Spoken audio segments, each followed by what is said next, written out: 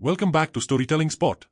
देर शाम अबीगैल एक खाली थिएटर में बैले का अभ्यास कर रही थी। इस बीच अपराधियों का एक समूह हमला करने के लिए तैयार हो रहा था। हैकर, जो एक महिला थी, अबीगैल के घर के सभी सुरक्षा कैमरों को बंद कर देती है और स्नाइपर छत पर चढ़ जाता है। जब अबीगैल थिएटर से निकलती है तो उसका ड्राइवर उसे कार में ले जाता है। इस बात से अनजान कि अपराधियों ने उसके नीचे एक ट्रैकर लगा दिया है। जैसे ही गाड़ी चलती है, अपहरणकर्ता भी चल देते हैं। हैकर घर के दरवाजे खोल देती है और 3 अपराधी फर्नीचर के पीछे छिपने के लिए अबीगैल के बेडरूम में घुस जाते हैं। महिला को पता चलता है कि वे एक बच्चे का अपहरण करेंगे और विरोध करती है, क्योंकि वह आमतौर पर बच्चों के साथ खिलवाड़ नहीं करती है, लेकिन अन्य उसे इससे निपटने के लिए कहते हैं। जल्द ही अबीगैल घर आती है और बिस्तर पर बैठ जाती है, इसलिए अपराधी हमला करने के अवसर का उपयोग करते हैं। एक आदमी उसे नीचे पकड़ने की कोशिश करता है, लेकिन अबीगैल एक पेंसिल से उसके हाथ पर वार करती है। दूसरा आदमी उसे पकड़ लेता है और उसका मुंह ढक लेता है, जबकि पहला आदमी उसे मुक्का मारने की कोशिश करता है, लेकिन महिला उसे एक बच्चे को चोट पहुंचाने से रोकती है। फिर वह अबीगैल को सोने के लिए एक शामक दवा का इंजेक्शन लगाती है। दल का दूसरा आधा हिस्सा बाहर इंतजार कर रहा होता है और घर में उन लोगों को चेतावनी देता है कि एक कार आ रही है, जबकि स्नाइपर आने वाली कार को अपनी घड़ी के नीचे रखता है। तीनों अबीगैल को एक थैले में डालने के लिए जल्दी करते हैं और एक खिड़की से बाहर निकल जाते हैं। जैसे ही वे बगीचे को पार करते हैं और स्नाइपर के साथ फिर से मिलते हैं, अलार्म सक्रिय हो जाते हैं और उन्हें भागना पड़ता है। सौभाग्य से अंतिम 2 अपराधी उन्हें समय पर उठा लेते हैं और वे बिना किसी समस्या के भाग जाते हैं। सवारी के दौरान वे यह सुनिश्चित करने के लिए अबीगैल की नाड़ी की जांच करते हैं कि वह ठीक है और उसकी आंखों पर पट्टी बांधते हैं। जब वे एक यातायात तक पहुंचने वाले होते हैं तो हैकर चालक को एक अलग सड़क लेने के लिए कहती है, लेकिन चालक अचानक मोड़ लेता है और वैन को एक बड़े ट्रक के पीछे छिपा देता है। आखिरकार वे अपने गंतव्य तक पहुंच जाते हैं, जो शहर के बाहर एक पुरानी परित्यक्त हवेली है। वहां वे लैम्बर्ट से मिलते हैं, वह आदमी जिसने उन्हें काम पर रखा था। अबीगैल को एक बिस्तर पर हथकड़ी लगाने के बाद लैम्बर्ट समूह को नियमों की याद दिलाता है। उन्हें किसी का नाम या पृष्ठभूमि साझा नहीं करनी चाहिए और उन्हें आपस में शरारती होने से बचना चाहिए। यह 24 घंटे का काम है, इसलिए उन्हें तब तक अबीगैल की देखभाल करनी चाहिए जब तक कि उसके अमीर पिता $50 मिलियन